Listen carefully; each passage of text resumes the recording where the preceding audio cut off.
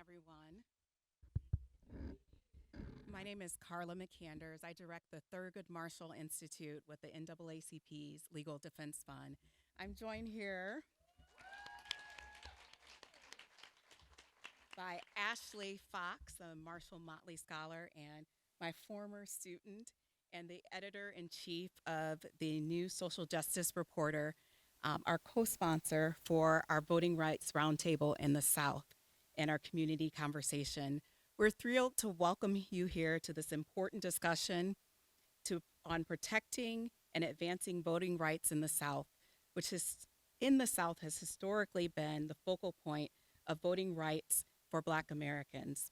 Before we begin, I would like to recognize any elected officials, judges, or dignitaries in the audience. If you could stand up so that we can recognize you. Thank you, Justice Earls. Now hand it over.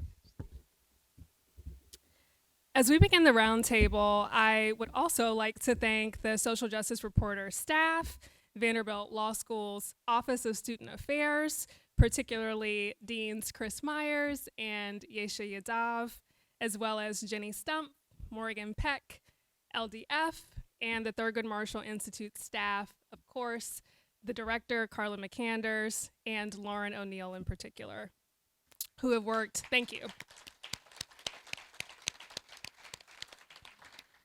who have worked tirelessly to make this roundtable a reality. As we gather here today, it's also important to reflect on the rich history of nonviolent protest in the South, particularly in Nashville, Tennessee.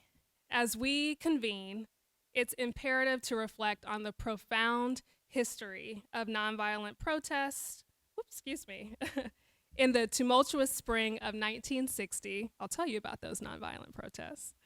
Reverend James Lawson, a young pastor and civil rights leader, faced expulsion from Vanderbilt University Divinity School for organizing lunch counter sit-ins and other nonviolent demonstrations against racial injustice. This event ignited a firestorm of protest, leading to faculty resignations and nationwide media attention. This critical moment in Nashville's past underscores the enduring power of nonviolent protests as a catalyst for change. Reverend Lawson's steadfast commitment to justice serves as a testament to the bravery and resilience of those who fought for civil rights in the South.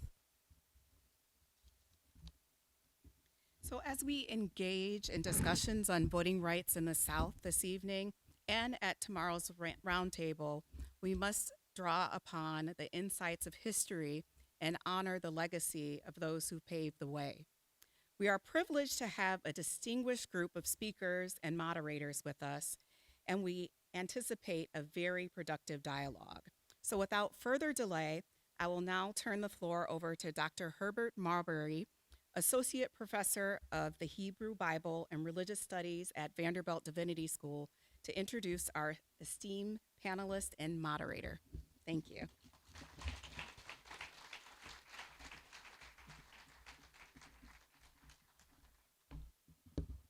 All right, good evening, all. And I greet you from the James Lawson Institute for Research and Study of Nonviolent Social Movements at Vanderbilt University. This evening, we're gathered here during the 60th anniversary year of Reverend James M. Lawson's expulsion from Vanderbilt University. In 1960, Reverend Lawson was a senior divinity school student who had come to Nashville at the request of Reverend Dr. Martin Luther King, Jr. He'd come to train students from Vanderbilt, Fisk, American Baptist College, and Tennessee State University in the practice and philosophy of nonviolent direct action. This moment was the birth of the Nashville student movement. Both Reverend Lawson and Reverend King were convinced that social change, especially addressing racial injustice and social inequality, could only occur through nonviolent strategies. At that time, Jim Crow laws enforcing segregation and racial discrimination prohibited blacks from eating at lunch countertops and was considered the norm. Reverend Lawson prepared students to disrupt business as usual by sitting at the countertop even in the face of disrespect, the refusal of service, violence, and arrest. The effects rippled across Nashville and made national headlines. The university requested that Reverend Lawson stop his trainings and sit-ins, and when Lawson refused, on March 3rd, just 2 months before he was to graduate, he was expelled.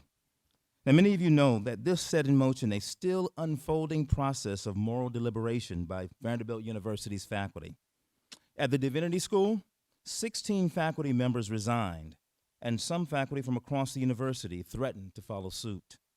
It was a powerful catalyst to push the university to take racial injustice and social inequality seriously, and eventually to begin to reconcile with Reverend Lawson and its past. These 60 years later, we're still on the path. This event this evening reminds us that the work toward creating a more just society is far from over, and its success requires all of us, every single one of us.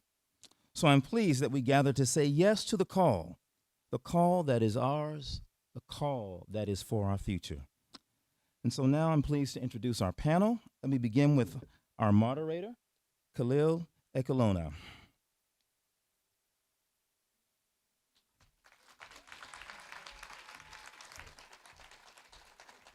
I think all of Nashville knows him by voice, even if some of us are meeting him for the first time by face. Khalil Ekulona's life story is one that is based on curiosity and authenticity. Growing up in the suburbs of Baltimore gave him the opportunity to enjoy both the carefree days of youth and the vibrancy that is city life. While attending Elon College, now Elon University, he began to hone his voice and leadership skills through his activities in student government. He then made a shocking decision. He pursued the creative arts rather than a career in politics that many, including himself, believed he was destined for. That choice brought him to Los Angeles in the late 1990s. There, he became a founding member of the hip-hop group Fresh Air. That is your favorite group that you've probably never heard of. And he entered the world of education. It was his years teaching at an alternative high school for at-risk teens that gave him a deeper perspective on the connections of humans and our shared problems and joys. In his travels, he's learned more about what connects us and what we, as human beings, desire most for ourselves and our loved ones.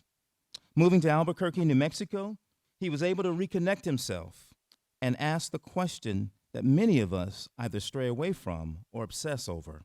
That is, what is my purpose? Khalil Ekulona, welcome.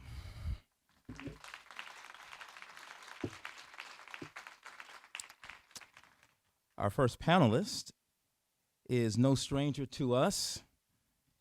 He is always at the ready whenever injustice raises its ugly head and has been here in Nashville several times, and we know what it means to live in Nashville and to face injustice in the ways that we do.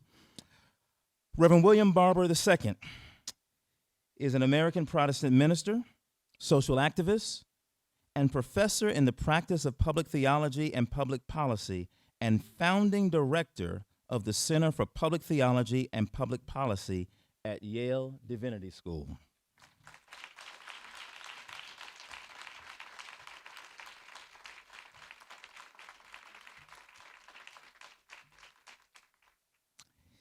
He is president and senior lecturer at Repairers of the Breach, which he is here tonight representing, and co-chair of the Poor People's Campaign, a national call for a moral revival.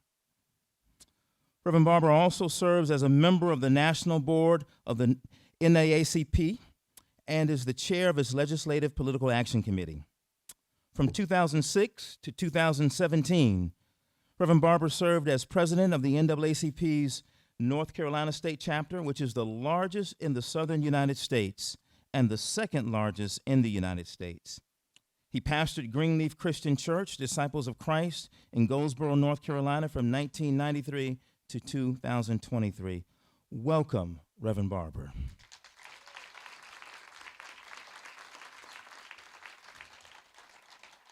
And I believe now that's Bishop Barber.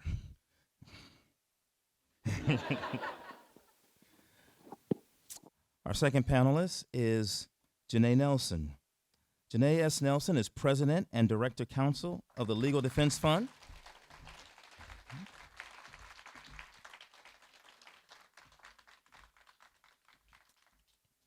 The nation's premier civil rights law organization fighting for racial justice. Nelson formerly served as LDF's Associate Director Counsel and was one of the lead counsels in VC versus Abbott in 2018, a successful federal challenge to Texas's voter ID law and the lead architect of NUL versus Trump 2020, which sought to declare President Trump's executive order banning diversity, equity, and inclusion training in the workplace unconstitutional before it was later rescinded. Welcome, counselor.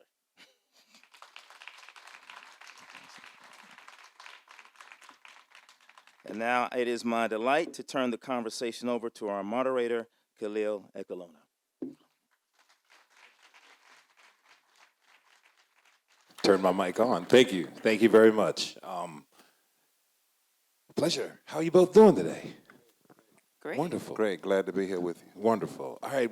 I just want to get started by just generally asking you both questions of one thing that I do in my show when I talk to folks is why? Why do you do what you do? Janai, why civil rights? Could we start with a broader question? Why do I do what I do? In a different way from the Reverend here, this is a calling, but maybe not in such a different way. But this is a calling for me, and this is the calling of racial justice, to right the wrongs that I perceived from as long as I think I had any ability to observe the world. I saw that something was askew, something was out of balance, something was deeply unfair and unjust, and I didn't quite know exactly how to tackle it or what to make of it or why it was even that way, but I knew that it didn't sit well with me. And over the course of my lifetime, I came to understand the law as a powerful tool to change the conditions of Black people in this country, and frankly, throughout the world. And the right to vote wasn't always the tool of choice that I thought of, but I have also come to appreciate the power in voting, especially as a nonviolent means of transformation. And so I do what I do because I just can't resist it. It's just something that is in me.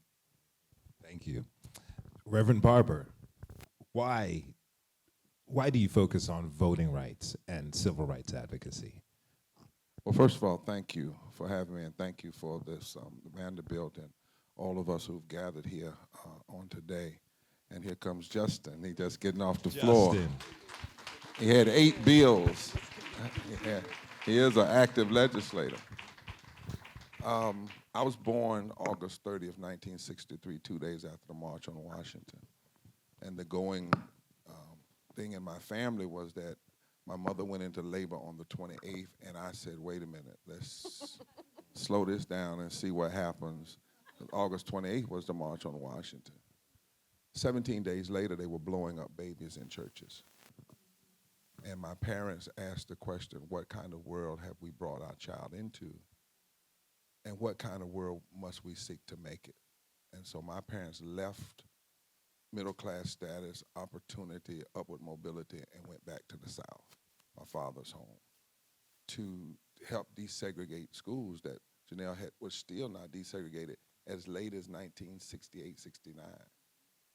And they took their only child and put me in segregated public schools. I was headed to integrated public schools in Indianapolis, but they made a decision. So I was kind of thrown into the movement without even choice. But then as I grew, I learned from my father and learned from teachings of Scripture that there's no way to say Jesus without saying justice, and that any attempt to do so is a form of heresy. It's contrary to what it means to be a person of faith. And then the second reason, and the next reason, third reason is that when you think about life, COVID has taught us that breath is is a great commodity because, 6 minutes of it, if you don't have it for 6 minutes, you're out of here, most of us. And the real question is, what are you going to do with your 6 minutes or your 6 hours or your 6 days? And I come up in a tradition that says the measure of your life is not your title, but your testimony. And your testimony is, what did you do for others? What did you do to make the world a better place? And then lastly, me theologically, as a professor of theology, for voting rights particularly, voting rights is not just something a constitution grants us. In the Hebrew scriptures, actually, the word for vote and the word for voice are the same word. And so God commands us to lift our vote and our voice. God gives human beings a choice. That's why we don't give the right to vote to puppies, parakeets, and pets. We give the right to vote to human beings, 18 years or older, born or naturalized in these United States. But it's ultimately a God-given right to make a choice. And then anybody who tries to take that right, they're suggesting you're not human. They're suggesting that you were not made by God, that you're less than, just because the right to make the choice comes from the Creator. The word is koil, by the way. And there are hundreds of scriptures in the Bible that says, lift your voice like a shofar. Kol shofar, lift your voice like a trumpet. You could actually say, lift your vote like a trumpet. Huh? And so God expects us to make choices and to always choose righteousness over unrighteousness. So for me, it's deeply theological and moral as to why we do this work. Thank you. We have our last panelist. All of you may know Justin Jones, State House Representative from Nashville. Justin, thank you for being here. I've been trying to get you on the show, so I'm going to ask you the question I wanted to ask for a minute. Why? Why are you doing what you're doing? Well, first of all, I just want to say it is an honor to be here with two giants in the civil rights movement and with my brother here, who's been amplifying what's happening in our city and across this region in the South. I literally just ran over from the House floor. We were there for 3 hours. And we're talking about voting rights. It's ironic because every bill tonight that was controversial, my Republican colleagues shut off debate and would not allow us to really debate the bill and call the question and force the vote by taking away our voting rights. And when they do that, they take away the voices and the votes of 70,000 people who we represent.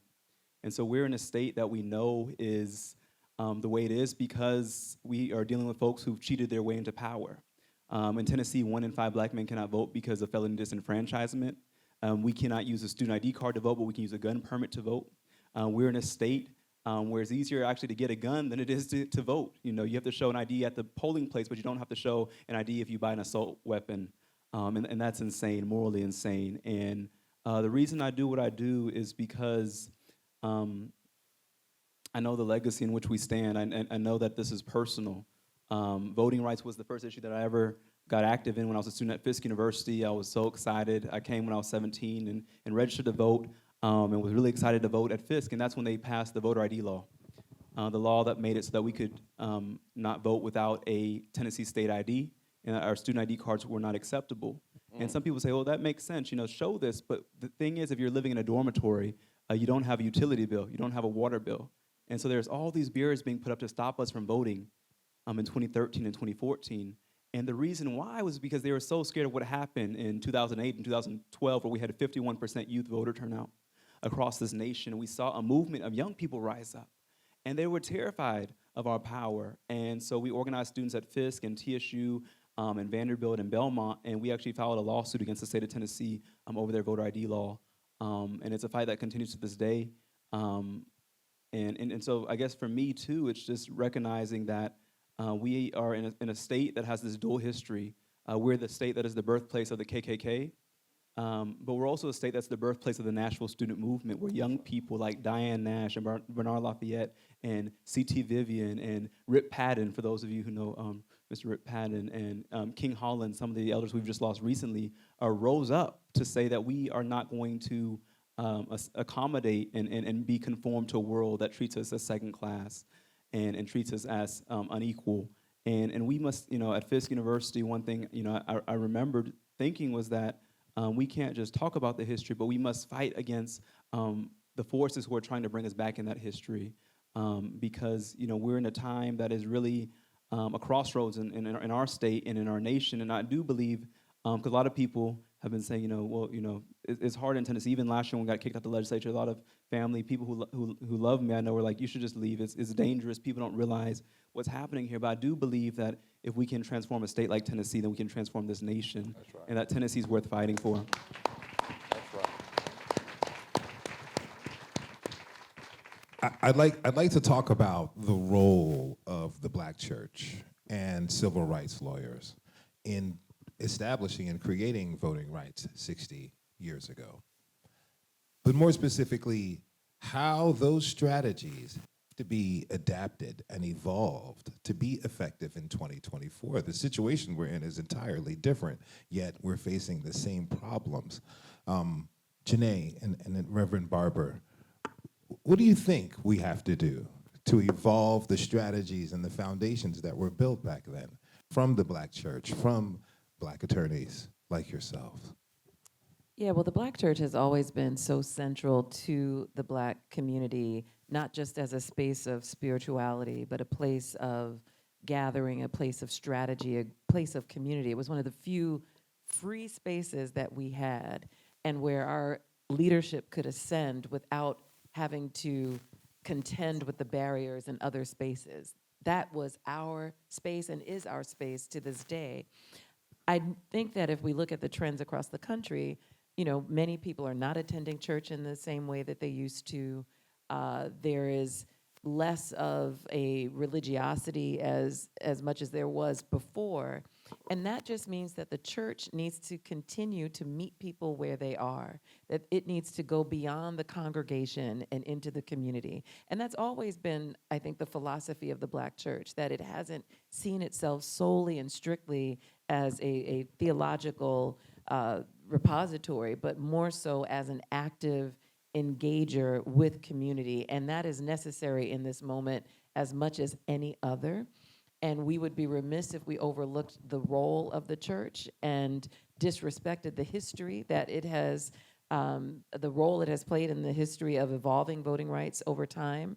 Right now, we have robust programs out of many churches, like Souls to the Polls, where even if you aren't a member of a congregation, you come together for that communal, collective act of casting a ballot along with other people who share your interests in a way that can potentially transform the conditions of your community.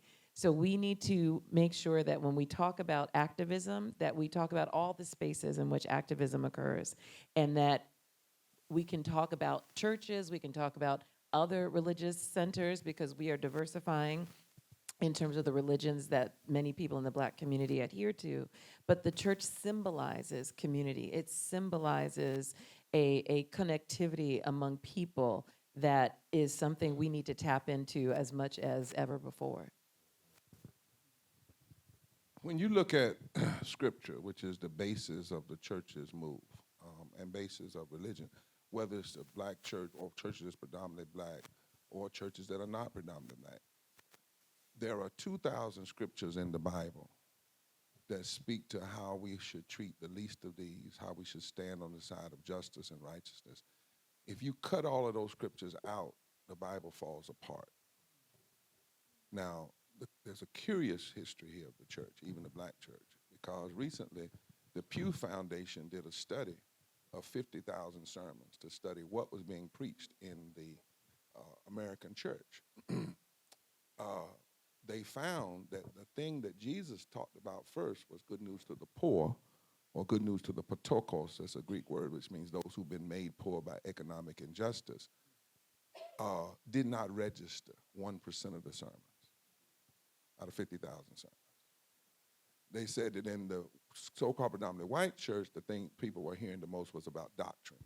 In the so-called Black church, praise and worship. That troubles me, because if we lose the prophetic voice of the church that is supposed to be challenging injustices, in Jeremiah chapter 22 says, go down to the palace, the power, and tell them to stop injustice. Jesus said that you can do all of the ritual you want to, Matthew 23:23, but if you don't deal with justice and faith and mercy, you've left undone the weightier matters of the law. Another text says, we will be judged by how we treat the least of these. Now, the curious history, and I can say this as a bishop and as a pastor, let us not forget that there is not this thing called the black church. It has many pieces. Dr. King was put out of his denomination. That's why you got the Progressive Baptist group. The people that formed the SCLC were a remnant of preachers that had been put out of various denominations. Let's not forget that, right? But that's also biblical because the Bible teaches us it's the remnant that makes it better for the masses. One of the things, but the church role has to be, first of all, to raise the moral critique.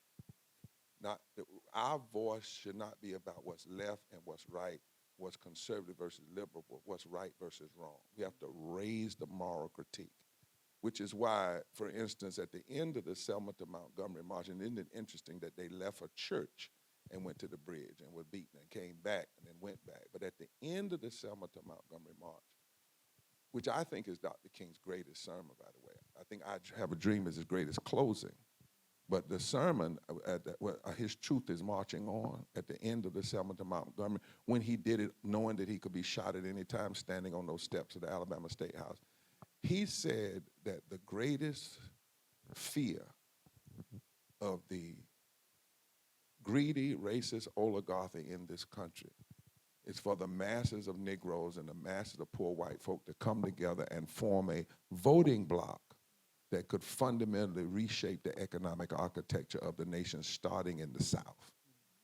He didn't see voting rights as just a black issue. He saw voting rights as opening up the possibility of fusion coalitions that would bring people together around economic issues, and it would transform the South. Lastly, the church has to challenge right now this so-called religious nationalism that is a form of heresy and non-irreligion that basically says that a God agenda is guns, Republican, abortion, being against gay people, and being for tax cuts. That had nothing to do with a God agenda. And the church has to be aggressive in this moment in declaring that is heresy and lifting up and being engaged. When we did voting rights, the last thing, when we had to stand in Moral Monday against the worst voter suppression bill after the Shelby decision. The Shelby decision gutted Section 5 on June 25th, 2013. Don't ever forget that date, because that's the date that we went backwards. We have less voting rights since June 25th, 2013 than we had August 6, 1965, when the Voting Rights Act was first passed. We filed a lawsuit within 40-some minutes, and we actually won. They actually proved that they were engaged in racism with surgical intent. We won all the way up to Supreme Court. But one of the ways we won was churches became plaintiffs, and their members were plaintiffs, and veterans were plaintiffs, and students were plaintiffs, and white women were plaintiffs.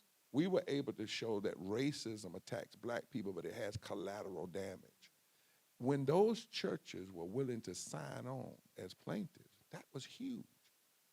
They were saying that we aren't going to sit on the sideline. And if there's anything the church has to do today, is the church can never sit on the sidelines as long as evil is on the front line. Thank you. Thank you for that. You know, just a few weeks ago, 59 years ago, was Bloody Sunday in Selma.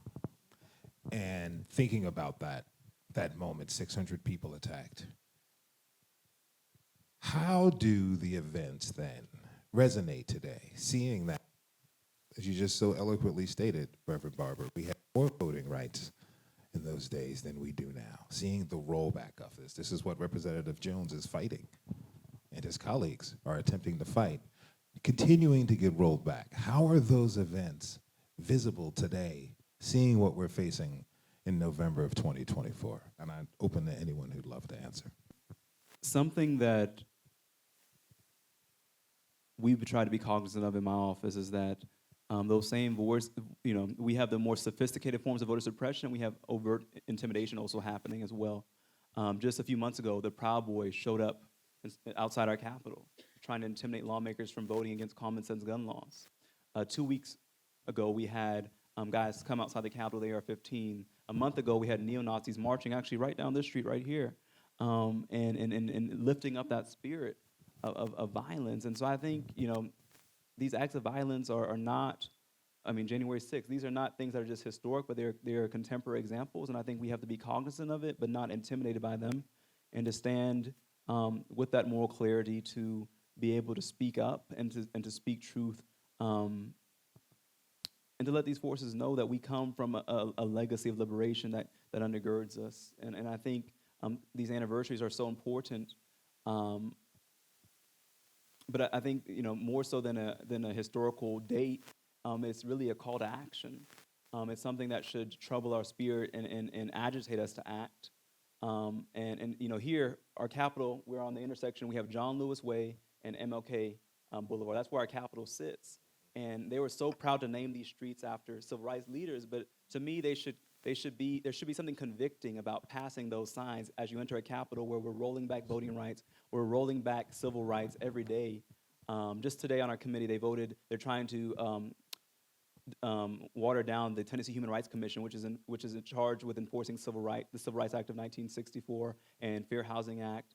They're trying to water it down because they say that we don't need it, we don't have discrimination, essentially, is what they're trying to tell us when we know what's happening before us. And so I think those things should just convict us and motivate us and agitate us to stand in that legacy of courage, even when we're not going to have everyone on our side. Because in that day, I think we romanticized the civil rights movement, that every church was a part of it. Even here, everyone wants to talk about how they were part of the civil rights movement. When I talked to mentors like Diane Nash, she said the young people were told, you are being too radical, you're asking for too much. Settle for segregating half the lunch counter. And they said, no, we are going to make ourselves people who cannot be segregated. Whether the law changes or not, we're going to show them the type of world we're fighting for. And one thing that I'll just end with this that has stuck with me has kind of been a mantra, because as Rev knows, when this work, death threats, these things are real. These are things that we're dealing with. My chief of staff is here. We have to talk about safety seriously. And Diane Nash, I'll never forget, she told us this when I was a student. She said that when we went on those freedom rides after the Anniston bombing, we had our wills written out. We were prepared for the ultimate sacrifice because we were thinking about your generation. Because even though we had yet to meet you, we still loved you. And I think that type of love that transcends generations, where you're willing to face the worst of this nation, the worst of the South, the worst opposition possible, I think that is something that should be undergirding in this time, is what will our legacy be for future generations? How do you lead a group of people, being the top attorney? How do you fight that when folks are refusing to listen to the Supreme Court, the highest court in our land? To me, that's mind-boggling. It's kind of crazy. How do you go about doing your work, seeing that this is where these people are living in their reality? So I'll connect that to the previous question in terms of drawing strength from the history and those who came before. Every year, our staff, some of whom are here tonight, we go to Selma and we reenact the march across the bridge. And for us, it's not just symbolic. It's not just to pay homage. It's to recognize what it takes to actually drive change. And as you said, the type of sacrifice, the willingness to put your body on the front line, and that can come in many forms. It can come in protest. It can come in the form of challenging structures, knowing that you are going to get a backlash that could result in threats, that could result in challenges to your livelihood, to anything. When I think about the sacrifices that our clients made in the seminal case, Brown versus Board of Education, that we're celebrating as of May 17th, it will be 70 years old. And there are people living today who's segregated and who integrated schools, who went to segregated schools even after Brown was passed. And the fact that they were willing to put their children in those positions, that they were willing to stand up and fight, is how we keep the motivation. And I say we because as a leader of this heralded institution, I don't do it alone. I do it standing on the shoulders of my predecessors, my 7 predecessors, who are all luminaries in their own right. I do it by working shoulder to shoulder with my staff, who is absolutely incredible. You could not ask for a more dedicated and brilliant set of people. But really, I do it for the people who, the communities that we are so honored and privileged to serve, who, whether they are in the civil rights movement directly or not, are people who are often mounting their own protests on a day-to-day basis in their workplaces. They're speaking out. They are contacting us with some of their problems, and they're giving us the stories that we can then take to these tribunals, whether they're courts, whether they're legislatures, and if they don't respond, we also have organizers who can help our communities go into the streets or organize themselves in different ways to make sure that there is some degree of accountability. What the Legal Defense Fund has had to do over the 80 years that we've been in existence, almost 85 now, is recognize that law alone will not do the job. And we've known that, but we have really had to build out the other tools that we use, like research, like the Thurgood Marshall Institute that's hosting this incredible forum, research and organizing and policy work. So we come at it from all angles. And one of the most important resources we have is getting people educated about these issues and getting them motivated. And we saw that happen in 2020 when people responded to the killing of George Floyd, the killing of Breonna Taylor, the killing of Eric Garner. If we think back to Selma, it was the killing of Jimmy Lee Jackson that really was the spark. The movement was already happening, but that was the spark that really lit the flame for that march. So we see echoes of this happening today, and we need to be the ones to help connect the dots so that we continue to motivate a new generation and let them understand that this is their leg of the race to run. Thank you. Reverend Barber.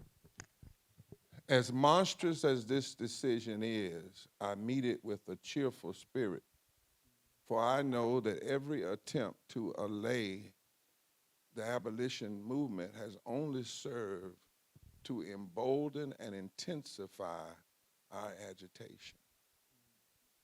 This was the words of Frederick Douglass in the 1800s when the Dred Scott decision was voted, and some people said abolition was over.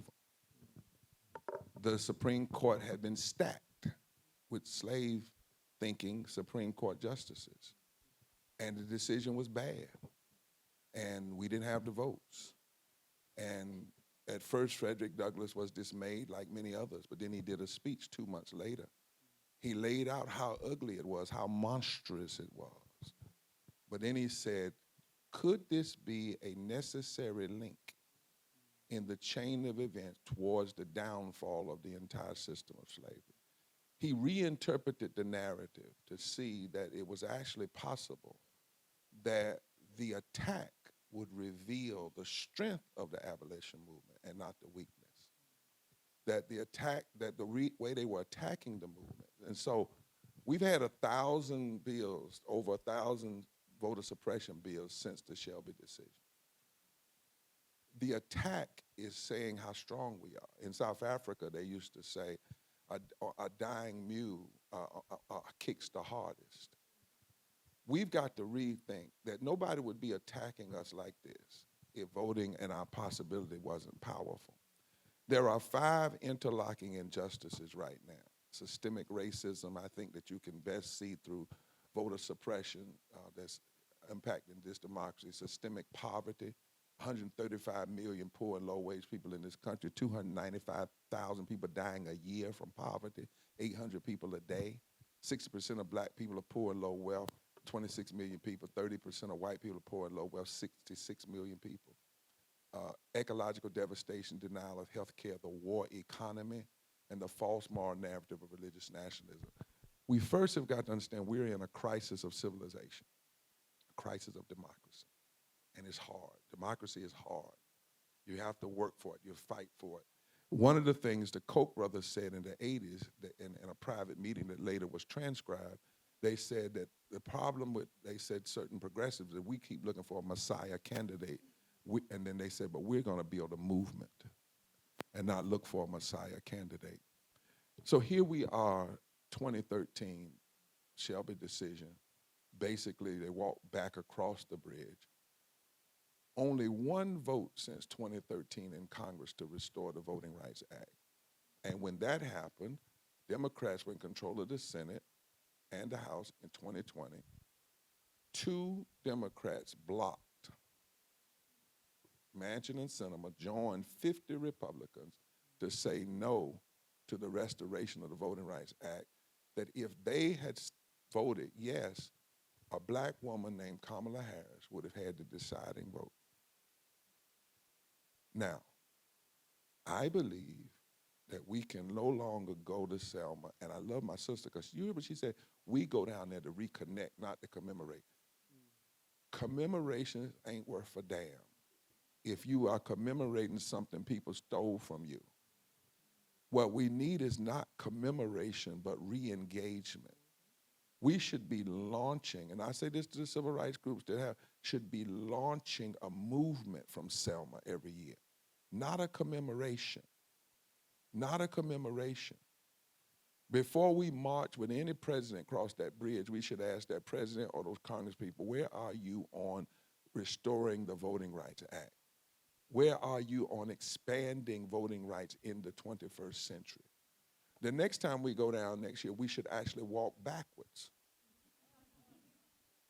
We shouldn't act like it's okay. There's a place which you have to not act like it's okay. We think about it. In any other country, people would be in the streets in D.C. all the time. What would happen if every church and every group in D.C.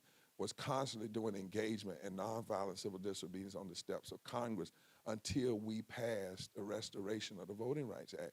There's a sense in which we have got to become dissatisfied at what we are seeing and not accept it as being okay, not accept it as normal. Commemorations actually, to tell the truth, you don't commemorate prophets and prophetic movement.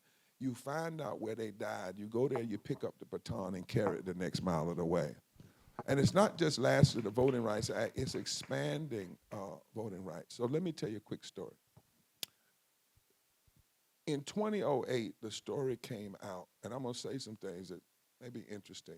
Do you think? 2008, it came out that President Obama won North Carolina, right? He won North Carolina, Virginia, and Florida. Actually, he did not win North Carolina. He lost North Carolina. What happened was in 2007, our movement, the Forward Together movement, fought even Democrats to force a vote to expand same-day registration and early voting in North Carolina, something that they don't even have in New York. We won that in the South. And when we did, we were able to push 1 million new voters to the polls through same-day registration and expanded early voting. So President Obama lost on election day, but he won by 140 votes per county in the early vote period. We fought. And it was after that that we began to see all of this fight, because they saw what could happen. If you actually expand the vote, you can break through the Southern strategy. You can win in the South.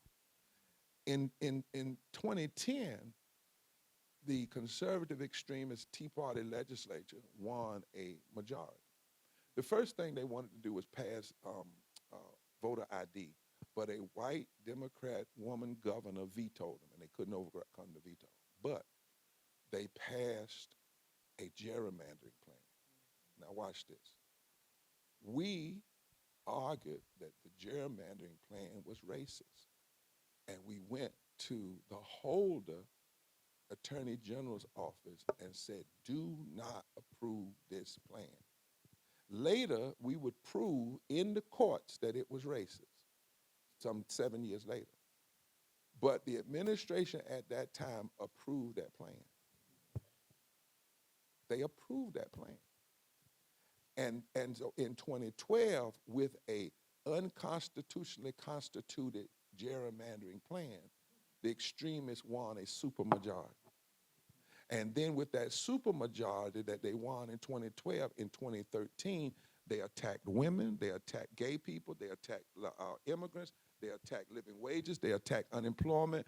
And during Holy Week of 2013, they passed the bill, and the computer thought the bill was so bad, it named it Senate Bill 666.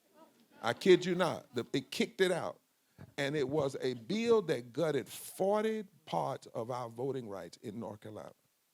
Then they tabled that bill and passed House Bill 587, and made it a photo ID bill, and then said, now we're going to wait to see if the headache will be removed. And on June 25th, 2013, the headache was removed. One of the senators said that the headache has been removed. And that's when they passed the worst voter suppression. But here's the thing, if that voter gerrymandering bill had never been approved under Section 5, Section 5 had not been gutted in 2010. It got approved. We later on won against it, but it first got approved when Section 5. We cannot have laws and then not have the courage to stand on them and fight back against the things that are happening. You're saying something that's interesting to me. You mentioned before going up to people running for office and how are you going to defend voting rights and the democracy in the 21st century. Reminds me of a document I saw in 2020 from the American Academy of Arts and Sciences called Our Common Purpose, where they spent 10 years talking to 15,000 Americans from all different cultural, spiritual, socioeconomic backgrounds and asking them how do they want to improve democracy. One of the things they came up with was expanding the number of members in the House of Representatives, because now I believe it's 750,000 constituents per House member. That's impossible to represent all of them. But they also said a few things. Registering to vote high school sophomores and juniors, expanding the vote, the general election voting day to 3 days, ranked choice voting. Some of these things I feel like are evolutionary steps in bringing our vote in. But here we are. We have states across the country, but primarily in the South, which are, is it fair to say that everyone's fighting to see who's the best at voter suppression between these states in the South? Texas is trying to beat Tennessee, who's trying to beat Florida in this. What is it going to take, seeing that we have a lot at stake in this election in 2024? What is it going to take to wake people up so that we don't just commemorate, but we take action and get involved into things? Janai. So a lot of what you just described, same-day voter registration, extended early voting, a lot of the things, automatic voter registration, that makes voting easy, that makes voting just a common sense civic exercise, which is what it should be in a democracy, are features of the Freedom to Vote Act. And so as much as we talk about restoring the Voting Rights Act, which is absolutely essential, that's just baseline, the John R. Lewis Voting Rights Advancement Act must get passed. It must get passed, and it not only restores Section 5, but it adds in other provisions that modernizes our current election protection system and makes it go beyond just southern states, which were the primary targets of the Voting Rights Act, not the exclusive ones. Even New York State, where I'm from, was actually covered by the Voting Rights Act, and Section 5 in particular. But the Freedom to Vote Act and the John R. Lewis Voting Rights Advancement Act complement one another and fill so many of the gaps that we see in our election system. So it takes care of issues like gerrymandering and bans partisan gerrymandering. Partisan gerrymandering, I hope we have a chance to get into that, is something that is abused and used to divide Black voters, to separate them, to manipulate them in every possible way in order to gain partisan advantage. And it is Black voters who are just distinctly used as pawns in that political process. Can you explain to the audience how bad of a problem that is? Oh, it's a huge problem. It's a huge problem because what the Supreme Court did in a case a few years ago called Rucho is say that Rucho versus Common Cause is it said that partisan gerrymandering is perfectly lawful, that it is okay for a party, Republican, Democrat, and we're nonpartisan, so we don't care who does it. We believe no one should manipulate voters for party advantage. You know, people describe it in many different ways, that it's effectively having elected officials choose their voters. That completely corrupts the process. And if you believe that what you stand for, that the positions that you are advancing are that worthwhile and are that popular, then you should be able to win on the merit of those positions alone. Instead, what we see is that parties are carving up states and carving up districts in ways that pretty much guarantee a partisan advantage. And the voters that they use to execute that strategy are black voters in particular. Other voters sometimes, but they rely on black voters in ways that are deeply nefarious and that often are covered by this veneer of partisanship when really at bottom it's about racial gerrymandering as well. And so while racial gerrymandering is unlawful, partisan gerrymandering is not, and that's why you see this fuzzy mix between the two, because they're trying to use partisan gerrymandering to cover racial discrimination. But the Freedom to Vote Act helps to fix that. It says that partisan gerrymandering is unlawful. And so when we talk about how we can mobilize people and get them energized this election, in my view, this election will decide whether we have a democracy for the next generation, if not more. And that, what we have to do is elect a Congress that will pass these laws in order to be able to deal with any of the other rights that we care deeply about. You know, the Supreme Court said in 1886 that the right to vote is preservative of all rights. And so whether you agree with one, you know, with someone on one issue or another issue, to me is wholly irrelevant. If you don't have the right to vote to even contest this in a democracy, then whatever issue you care most about is really up to someone else to decide if you don't seize the right to vote, if you don't seize control of how districts are drawn, if you don't ensure that you can bring a lawsuit to vindicate your rights and not have to rely on the Department of Justice to do it. So there's a lot at stake that is coming through these particular bills, and that should be the number one motivating factor for people who care about anything else in this country. Yes, sir. W.B. Du Bois said the right to vote is the only thing that protects us from another slavery. And so Janai just raised something, counselor, let me call her our counselor, just raised something. No, you're a counselor, though. I want you to be all that here, hey, Roland, is that we have to, though, make sure that these bills don't get dumbed down. So the Freedom to Act, John Lewis Freedom is one thing, but now, see, Manchin pulled the trick. Manchin, when he voted against the bill, he then went into conference with some people.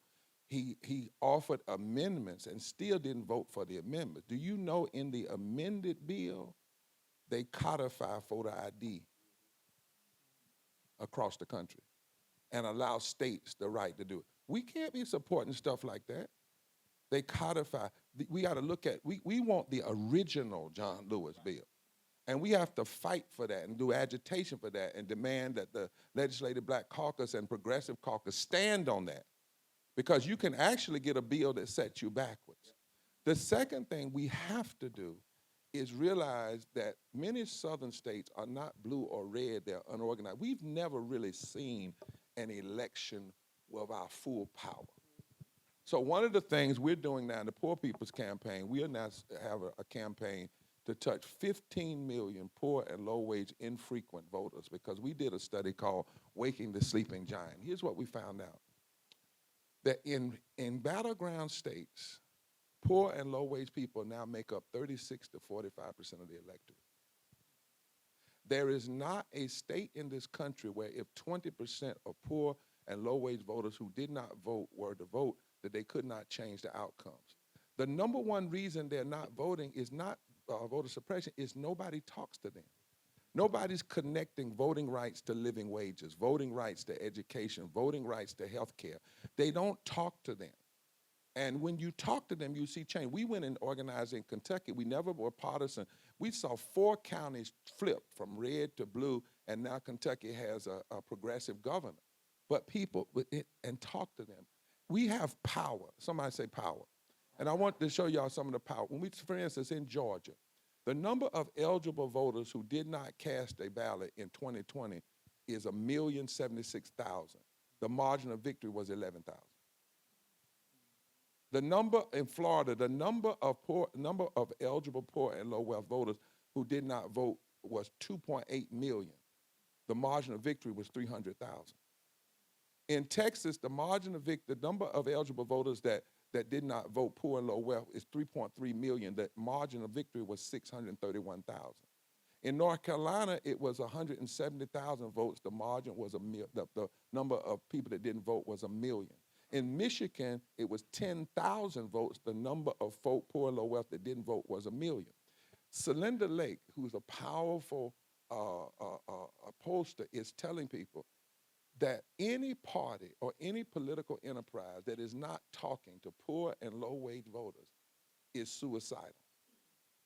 Because poor and low-wage voters now have a power to reshape elections across this country. Actually, what has happened is a God thing. The stone that the builders rejected now have the power to be the cornerstone. But we don't hear this on this news. If Roland doesn't talk about it, you don't hear it on cable, you don't hear it on CNN. They don't even talk about poor and low wealth voters. They don't talk about the power of low wealth voters. 72% of Americans want a living wage. 60+% want health care. 60% of Republicans now in Mississippi want health care. If we start running and connecting, the other night the president at his State of the Union said America needs a raise. We haven't had a raise in the minimum wage since 2009. If he were to say, and others, and I'm not arguing for, I'm not campaigning for it, I'm just talking politics, were to say, listen, elect us and we guarantee you a living wage of at least $15 an hour, $17 an hour, voted on and passed in the first 50 days of a new administration, you would see a shift in the electorate. Because remember Dr. King's warning, the greatest fear of the racist oligarchy in this country is for the masses of Negroes and the masses of poor white folk to come together and form a voting bloc that would shift the economic architecture. We have to connect the two, and we have power. Lastly, Pennsylvania, Michigan, Wisconsin, and North Carolina. The margin of victory in those 4 states in 2020 was about 270,000 votes. 4 million poor and low-wage voters did not vote. But the number one reason they did not vote is nobody talks to them. 15 presidential debates and the poor weren't mentioned one time. You said something very interesting. I just want to say, we talk about poor people on This Is Nashville. I specifically make it a point to talk about poor white people on This Is Nashville, because a lot of times when they say these are the problems that are affecting black and brown folks, I'm like, poor white folks, particularly in the 2.5 years I've lived in Tennessee, I see poor white folks are going through the same thing as well. But you said something interesting, that politicians, elected officials, have a tough time expressing these ideas to their constituents. Say for the young man, everybody else has a tough time doing it except for him. You know, so I want to ask you this, Representative Jones, how do you go out and educate and talk to your constituents and people who may not even be in your district so that they are aware of these issues and so they're better armed to go out there and to do something about them?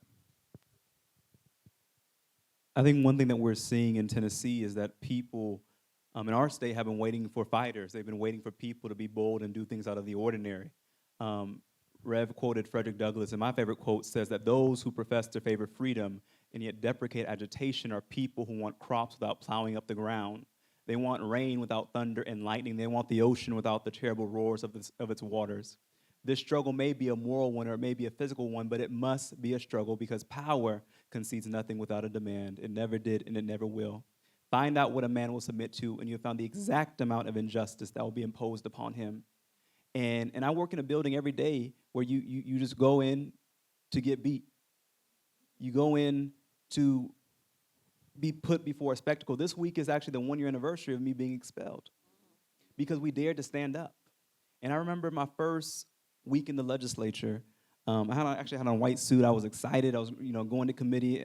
I had done what people said could not be done. They said, You're too young to run. And this is an issue we have in Tennessee. 70% of our seats in the state house were unchallenged last election.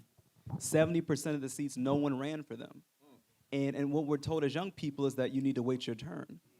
But what a poll just came out recently in the news that said that when young people run, other young people are 61% more likely to vote. Because you have people who will speak to the issue, speak with the urgency and the moral clarity and boldness that they want to see in our politics. And so people are looking for fighters. And I think that is what we have to do is that I've traveled through the state in the past year a lot. And I don't know where Chandler is, my chief is at. We were in Manchester, Tennessee, getting some food. And this man came in with a camouflage hat, looked like Duck Dynasty. And he said, "You're a fighter. I like that." I support that. Because people want people who they know who are authentic. Every time we go around the city, people are saying, "Thank you for fighting for us." Because for so long, we've had people who've put title above their purpose of why they're there. And they want not power for their people, but they want proximity to power. I was telling the story about my first week in the legislature. I was getting on the elevator, and State Senator Jack Johnson, this was my welcome to the legislature. He said, "Jones, I just want you to know that you're worthless and you don't belong here." And that was clarifying for me. It was jarring. I didn't know how to respond to it. But as I thought about it, I said, this is clarifying because I'm not here to make friends with these people. I'm here to make change for my district and to do it unapologetically. And when we got expelled last year, members of my own party, members of my own caucus said, "Go up and apologize, and maybe they'll be merciful to you." And I thought of the young people who stood before and sat down as a way to stand up. I thought of my own grandmother whose family had to leave the South to go to Chicago fleeing the violence here. I thought and talked to Rev, I talked to Cheryl and I thought that, a lot of people thought we had all these people around us, but we did not have anybody here. We were isolated, left alone by our own party, by our own caucus, by our own leadership. But it's in moments like that that we realize that something out of the ordinary is happening. That, we talk about Holy Week. I also was in divinity school with Carla for a little bit before I ran for office, my friend here. And they expelled us during Holy Week. The day before Good Friday, and I came back the day after Easter. And I think that there's something not coincidental about that there is some revival happening here, that every time they try and crucify democracy, we have a witness, we have a form of resistance, and we refuse to be bowed and broken, and we refuse to be made an example of. And so I think, to answer your question, is that people are looking for people who they know are authentic, who will speak for them, who will fight for them, even if it means getting gavelled out of order. I think this session alone, I've been out of order 20 times, which means they censure you, they take a vote, you can't speak. You can't speak. And we're in a state where they have a supermajority. And they're all powerful, they think. And I like to think to myself that they have a supermajority, so we know how the vote will go. But we are all equal in federal court. We're all equal in federal court, which is why right now the Speaker and me, we're in a lawsuit suing the Speaker of the House for suppressing the votes of the people of my district, for silencing the votes of the people of my district. And so we must continue to use litigation, agitation, whatever we can, whatever tools we can. And my message to the people here, too, is don't be afraid of these ideas that these young people have. Sometimes it may not look like what it looked like in the black and white photos back in the day. That's right. But it's needed. Sometimes it means getting dragged out the Capitol. Sometimes it means when they shut off your microphone, pulling out a megaphone out your pocket. That's what it looks like sometimes. But we have to do it because everything we love is at stake. And so I'm so excited to see more young people run. I've been saying this across the nation. Southern segregationists would always say that the South will rise again, and I reject that. I rebuke that and say the South will rise anew. A new South is rising that is multiracial. We reject the authoritarianism of Bill Lee and Cameron Sexton, and we represent a resistance and an alternative to that. And I take my oath seriously as a legislator, that as a lawmaker in Tennessee, we take an oath that says, I will protest against any legislation that is injurious to the people. I will dissent from and protest against any legislation that is injurious to the people. And that is an oath. That is a covenant with our constituents, and we take that seriously. Can I make a point? Thank you. One real quick, like 10 Yes, seconds. one point, and then I got one Okay. last question. Great. Did you hear him say all of these people that had no competition? We got to break that up. Run. See, we're getting told we can't win. People believe the lie, these consultants. We don't know what we can win because we've not run yet, and we've not inspired a whole lot of people who are not voting. So first of all, run. Get in the fight. And then the second thing, when he said about how you were treated, when we did Moral Monday, we were told not to do it, even by some civil rights group. We maintained it for 2 years, and we won. We actually sent a extremist governor home in 2014 in a state they said was impossible to do so, by mobilizing 10% of voters that had not voted and being strategic about it. We're in a time where we've got to look at the strategy, because everything we're seeing now did not come with a Trump. It didn't just happen like boom, it was a plan. The Southern strategy in the 60s said, if we can engage in intentional polarization, we can split the nation.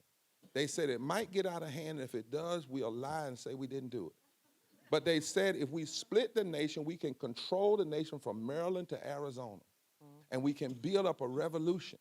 If they plan the division, we can plan the unity. If they plan, you see, this was a plan. What we're existing in right now was planned. Trump's election, the extremists taking over, supermajority, it was all a plan. They looked at the data and they planned. If we start looking at the new data, we can plan and see change and make change happen. That's what has to happen, I think. And yeah, thank you. And as we talk about data, I just want to build on something that Brother Justin said.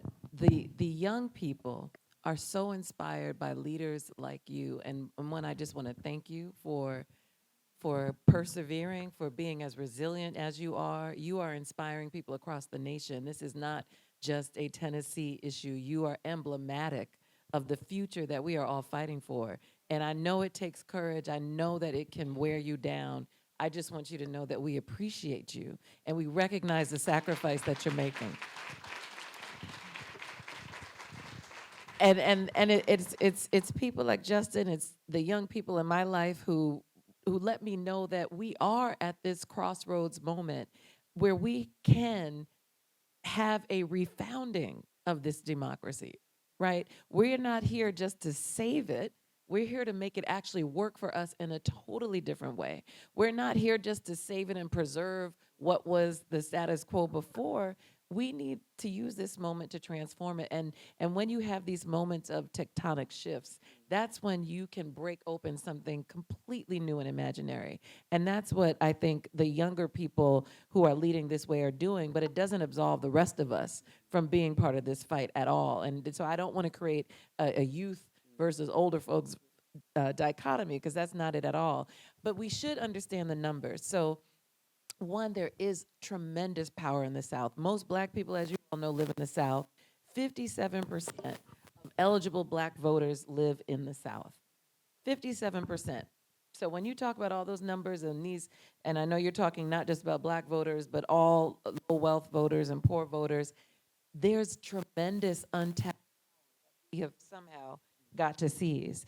And then if we're thinking about the polarization of the electorate and what it looks like right now demographically, about 37% of the electorate are people who begin at millennials and then go down to Gen Z, Gen X, all that folks. And then the other 37% are baby boomers and above. So there's a real tug of war happening in this country for our democracy. And there are so many barriers stacked against young people in particular. We've got to help galvanize that vote and help them, one, overcome the barriers, but appreciate what is at stake. And it is really their future, because the baby boomers are on their way out. And they're trying to calcify a certain hierarchy and power that will keep certain people in power. But we have the numbers, we've got the changing demographics. Demographics are not destiny, but we can chart that destiny if we put the right investment in getting people out to the polls. And one investment is having people like you that we can look up to, that can inspire people. And that's such an important ingredient to the transformation that we're trying to achieve. So thank you.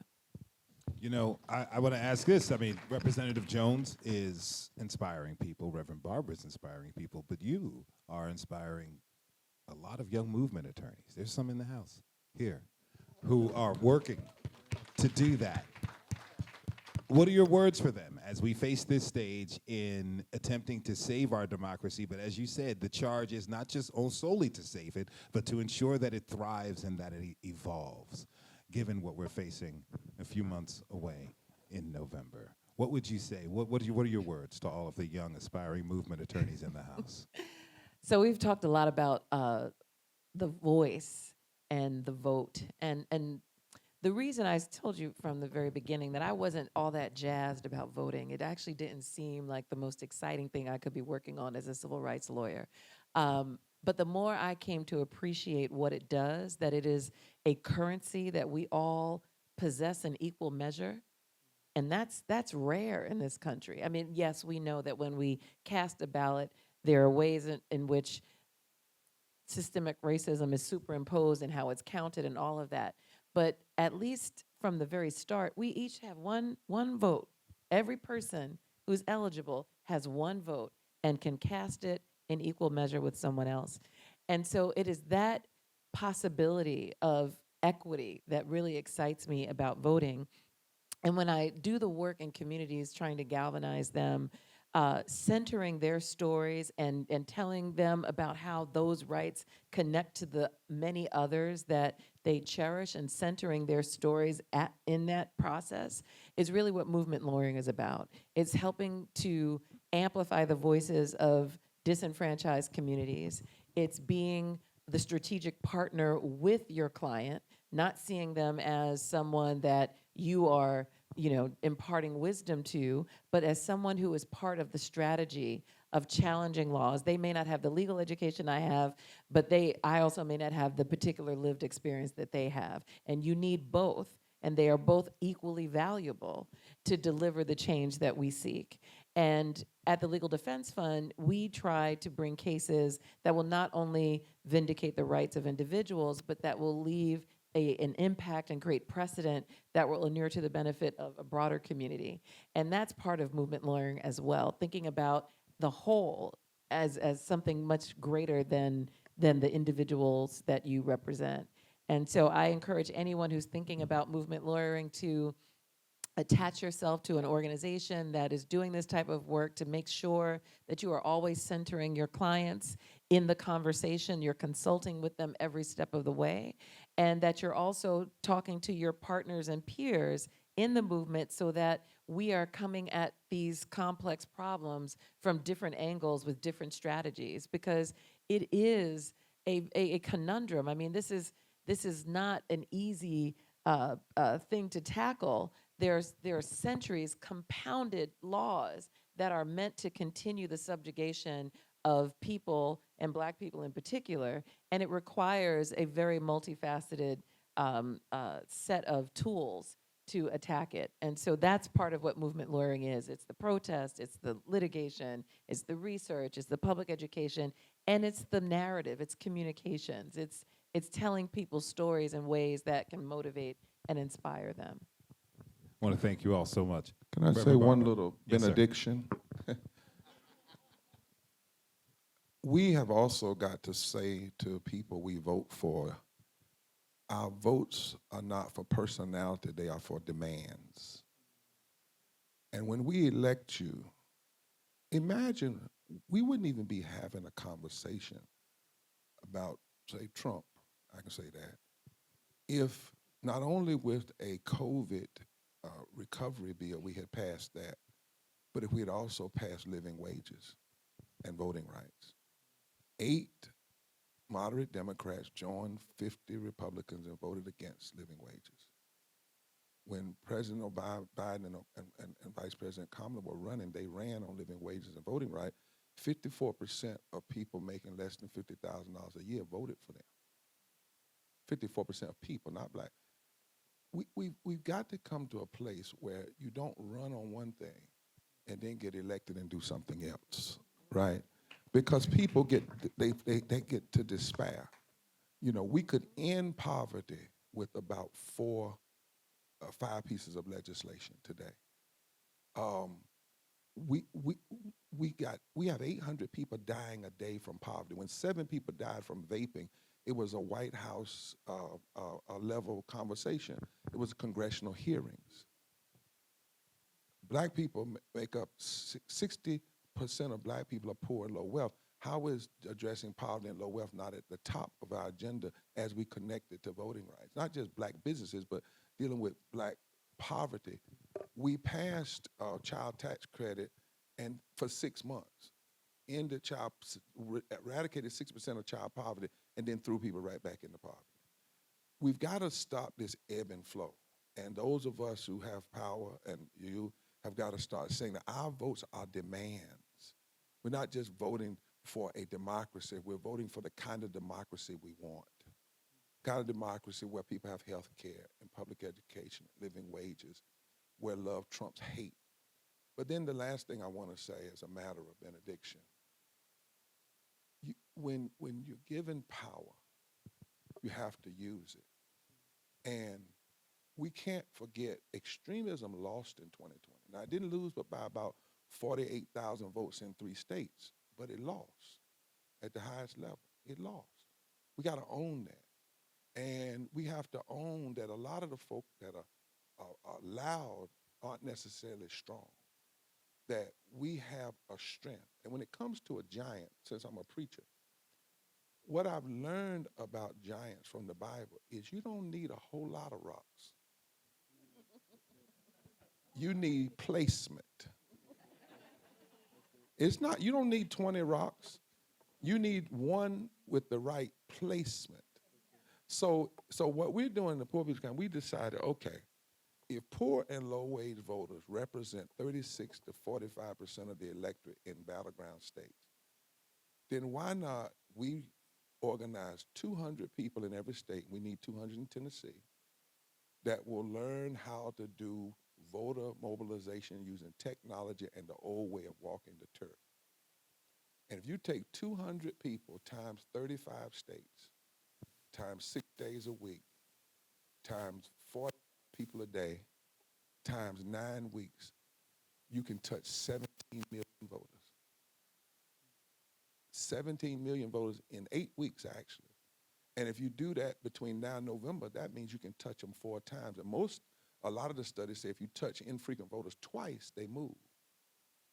If we have the right placement of our strength, the giants of oppression and racism fall. It's not how many rocks we have. It's the placement.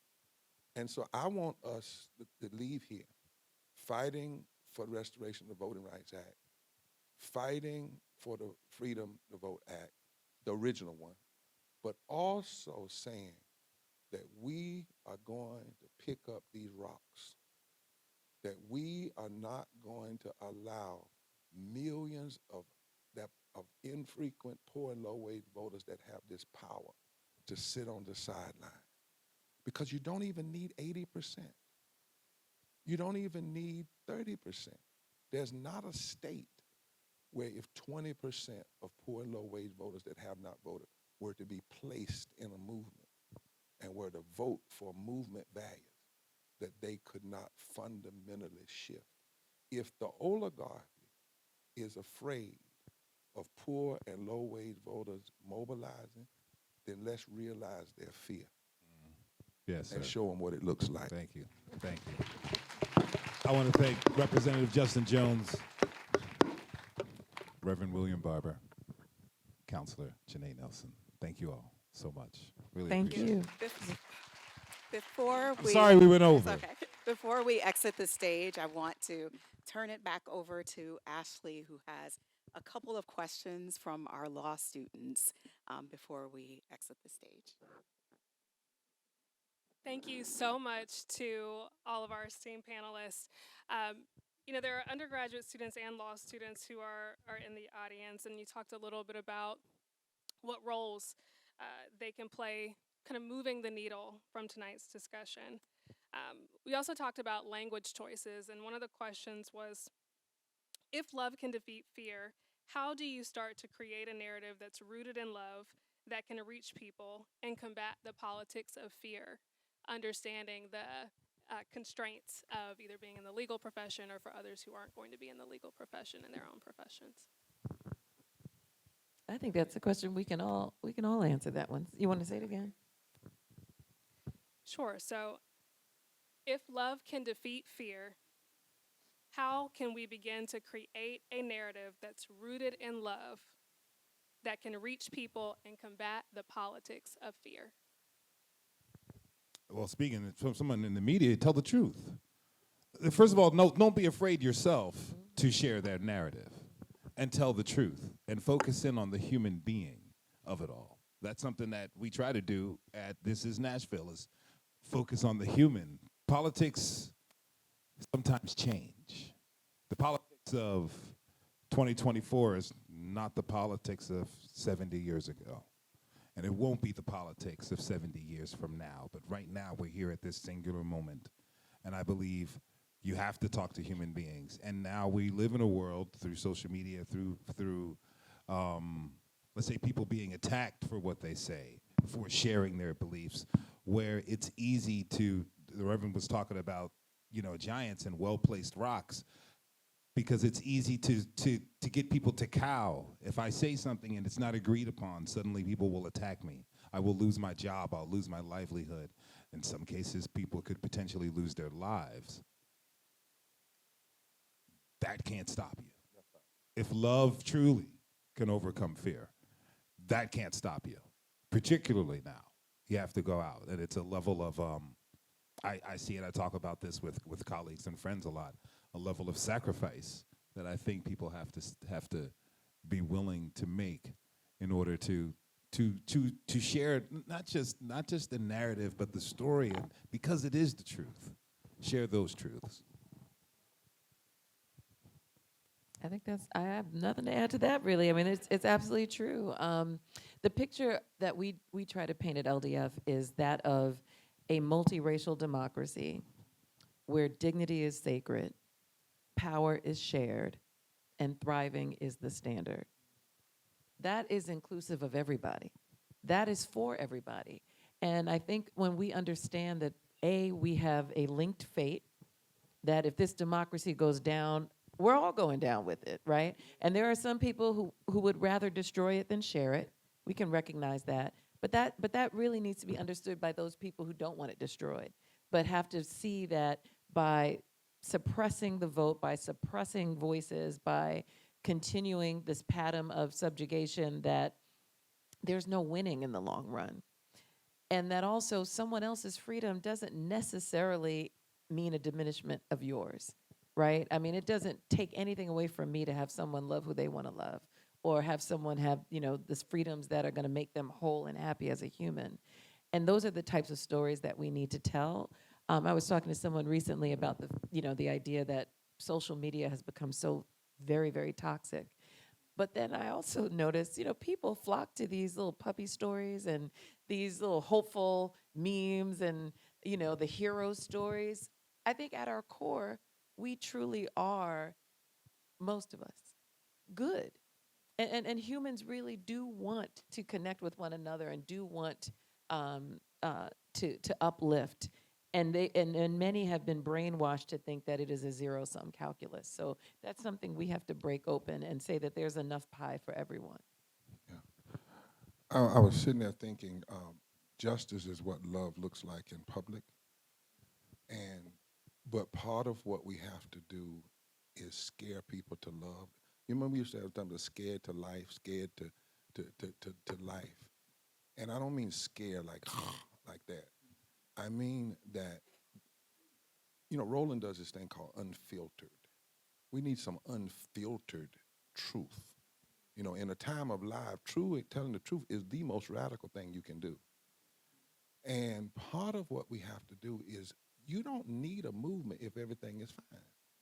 So part of what a movement has to do is show how deadly the fear is, how deadly the politics of fear is. We have to show what policy murder looks like, that it's not benign, that the same people that oppress voting rights, oppress living wages, same people oppress living wages, oppress public education, same people that suppress public education, suppress health care, and all of those suppressions have a death measurement.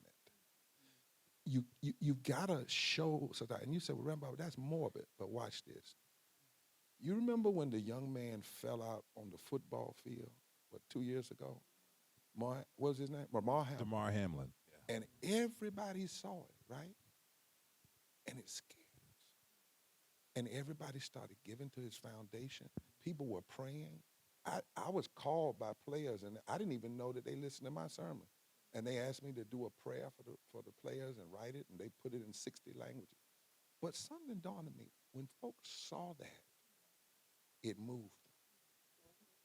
Same with George. Well, we got to do the same thing with policy. We're allowing the narrative and the political conversations to be too benign. We're not making folk have to really address the deadliness. You know, I'm going to say it again until you all just say 800 folk dying a day from poverty. 295,000 people a year from poverty. That is unnecessary.